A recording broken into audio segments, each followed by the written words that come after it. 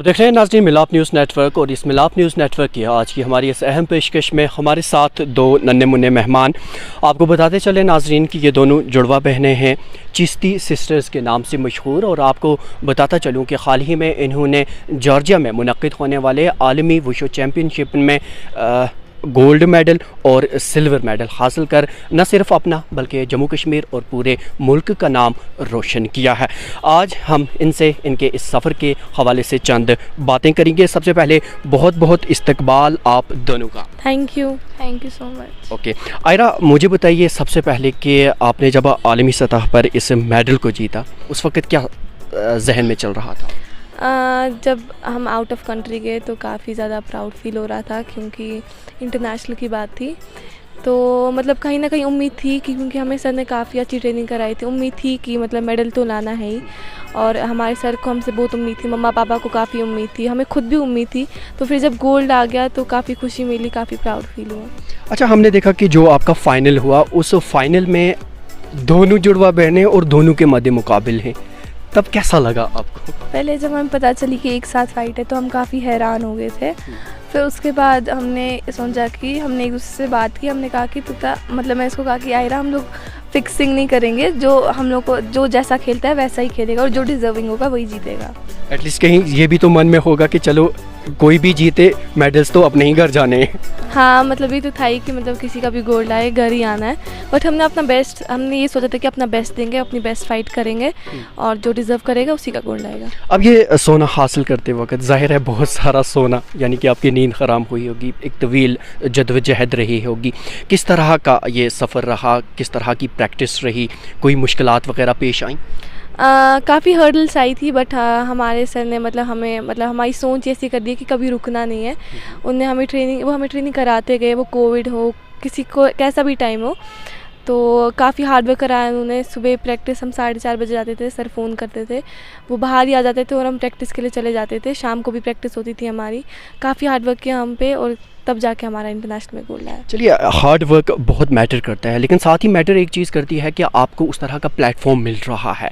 कैसा प्लेटफॉर्म यहाँ पे जम्मू कश्मीर स्पोर्ट्स काउंसिल की अगर बात करें, किस तरह का प्लेटफॉर्म वो आप जैसे खिलाड़ियों को मुहैया कर रहे हैं? पहले तो टू बी ऑनेस्ट पहले था नहीं इतना, पर अब काफ़ी मतलब बढ़ने लगा है। यहाँ पे स्पोर्ट्स की तरफ तवज्जो दिए जा रहे हैं यहाँ पे। और यहाँ पे पहले स्टेडियम्स वगैरह नहीं होते थे, अभी स्टेडियम्स ही बन गया है, मैट्स भी है, तो इस चीज़ से काफ़ी खुशी है। हर एक की कामयाबी के पीछे कहा जाता है ना कि किसी न किसी का हाथ होता है। आप दोनों अपनी इस कामयाबी के पीछे किसे मानते हैं?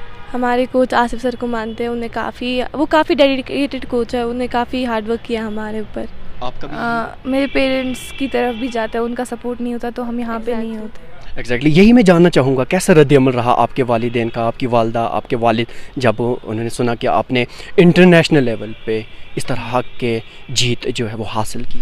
हमें पता नहीं था कि उनको पता है कि हम लोग की फ़ाइट हो गई है, क्योंकि वो लोग ये चीज़ लाइव देख रहे थे, तो उन्हें हमें वहीं से कॉल किया, वहीं से कॉन्ग्रेट्स किया, तो काफ़ी खुशी मिली उस चीज़ से। वो लोग भी काफ़ी खुश हो गए थे कि मतलब उनको भी किसी चीज़ का दुख नहीं था कि कोई भी जीता हारता वो तो चलता ही, पर आपस में दोनों का था। तो मतलब उन्होंने कहा कि कोई भी जीता मेडल घर ही आना है। वहाँ पर आपका इंटरेक्शन जो है, आपकी बातचीत मुख्तलिफ ममालिक से आए हुए खिलाड़ियों के साथ हुई होगी। जब उनके साथ आपने बात की, आपने क्या कंपैरिजन किया जम्मू कश्मीर में और अदर स्टेट्स में? कि उनका कंजर्वेटिव माइंड नहीं है, कश्मीर के लोगों का बहुत ही कंजर्वेटिव माइंड है। वो मतलब काफ़ी पेरेंट्स ये सोचते हैं कि मतलब स्पोर्ट्स में क्या ही रखा है, स्पोर्ट्स में कुछ नहीं है, बस पढ़ाई में ही है। जबकि इंसान स्पोर्ट्स में भी काफ़ी कुछ कर सकता है, काफ़ी मतलब इन दोनों पढ़ाई भी ज़रूरी है, तो इन दोनों चीज़ों को बैलेंस करे तो बहुत अच्छा रहेगा। जो कंजर्वेटिव माइंडसेट की आपने बात की, ज़ाहिर है उसमें अब थोड़ी हमें तब्दीली देखने को मिल रही है, जब भी तो आप जैसी खिलाड़ियाँ आए रोज़ हम देखते हैं कि अपना नाम रोशन कर रही हैं। आप क्या समझते हैं कि क्या वालिदैन का अब वो जो सोच उनकी है, क्या उसमें बदलाव आ रहा है? हाँ, धीरे धीरे काफ़ी बच्चे जो है ज्वाइन कर रहे हैं, स्पोर्ट्स में आ रहे हैं अभी, क्योंकि अभी इस चीज़ को लेके जो स्पोर्ट्स को लेके यहाँ पे काफ़ी चीज़ें बदल रही है। पहले इतना नहीं था, पहले इतने स्टेडियम्स वगैरह नहीं थे, अभी स्टेडियम्स भी बन गए और मैट्स वगैरह भी है। चलिए, आप दोनों को हमारी तरफ से भी बहुत बहुत मुबारकबाद कि आपने मुल्क को आलमी सतह पर मुल्क की नुमाइंदगी की और सोने का तमगा सिल्वर का तमगा आपने नाम किया। और जहाँ पर हमारे इस तरह के नौजवान मौजूद हैं जो अपनी मेहनत और काबिलियत से अपने समाज में एक ऊंचा नाम पैदा करते हैं और मुल्क का नाम रोशन करते हैं। आप देख रहे थे मिलाप न्यूज़ नेटवर्क। आज की इस पेशकश से ज़ुबैर कुरैशी को दीजिए इजाज़त। खुदा हाफिज़।